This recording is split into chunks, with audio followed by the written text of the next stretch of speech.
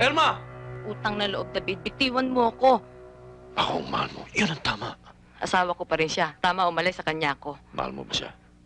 Mahal niya ako. Mahal din kita. May mahal ka higit sa akin, higit sa lahat. Pera.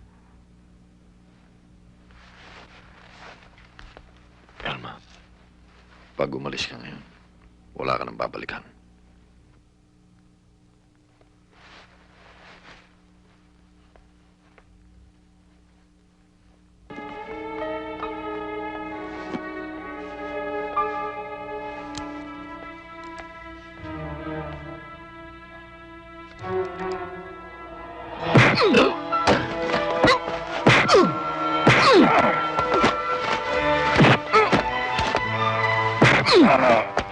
Buhay ka pa.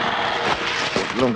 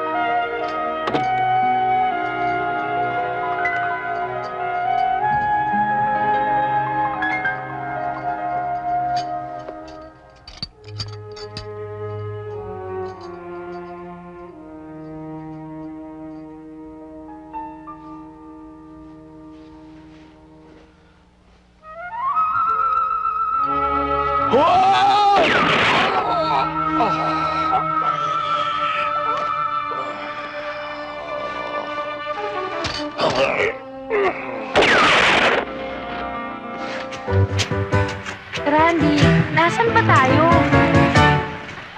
Ano ba yan? O yan. Palisin ko na.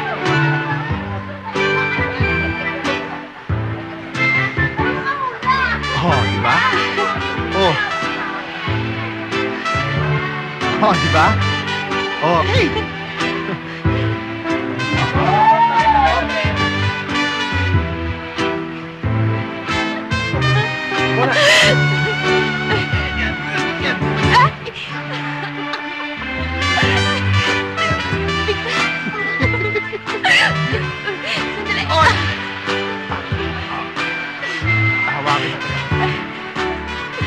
Sarap, no? Diba?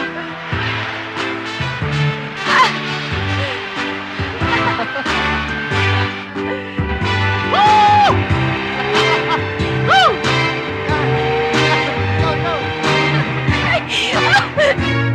Hoy! Puta! Ano to? Ano to? Ano to? May isa naman! Sabi ko isa! Ano? Lang! Siya. Sige, papayag ako. Yeah? So, ay, manang, akin ang puwing eh.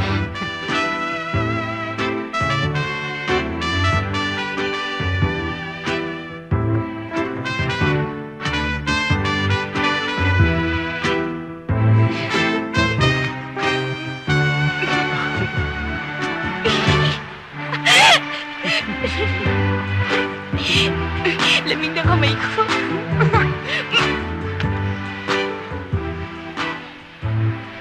Oh, natupad na ba ang pangarap mo? Salamat, ha. Sandali.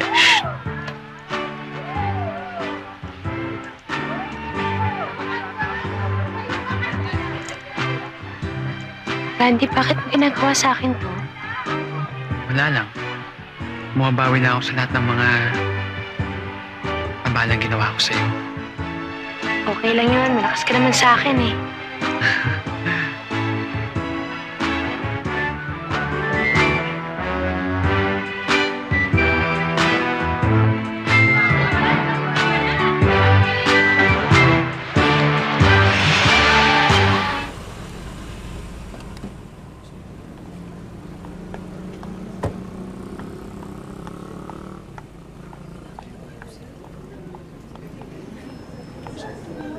Mas mabuti pa laging Ate,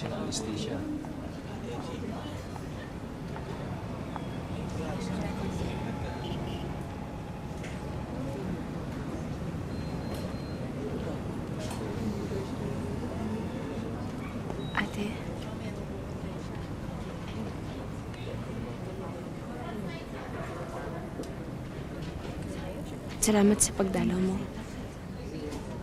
Ibigay mo na sa akin si Miguel. Ako nang bahala sa kanya.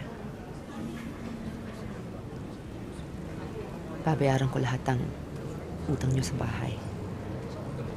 Para hindi ka na mahirapan. Lalo na yung magiging baby mo.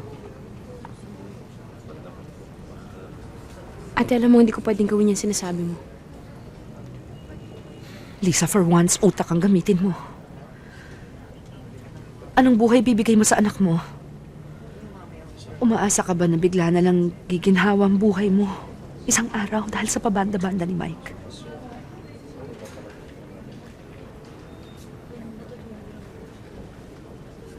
Hindi ko bibigay sa'yo ang bata. Inaalok kita ng solusyon sa lahat ng problema mo. Tingnan mo nga anak mo. Yan bang gusto mo? Magkakasama nga kayong lahat pero naghihirap. Ngayon mo pa iralin ang pagiging ina mo. Hindi to tungkol sa'yo o sa atin. Tungkol ito sa buhay ni Miguel at ng magiging anak mo. Lisa, pwede mo ibigay si Miguel sa akin kung gugustuhin mo.